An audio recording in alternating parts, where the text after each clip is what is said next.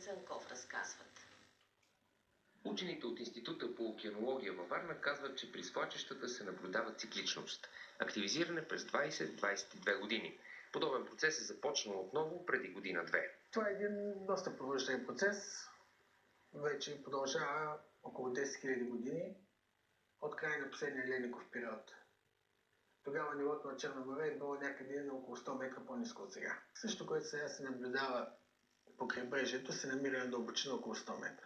От едно от последните свлачища все още има следи. Това е едно от големите свлачища в района на Варна, в рибарското селище край Кранево. Хората разказват, че само за една нощ около 50-60 метра от брега буквално са изчезнали в морето. Пътя от тук, виждаш къде е? Продължаваше оттам, бе. Само, че беше корен, бе. Оттам на 3-4 метра на брега. Изчезна. Изчезна. Всичко се случва за няколко часа, разказва Георги.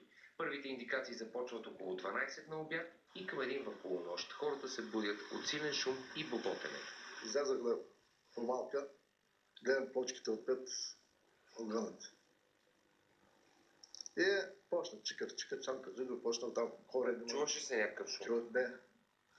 Чуваше само от дървета. От корен така се късат, защото имахме постройката. Постройката почна да прозорца, джанка, въгър заминаха. Всичко замина.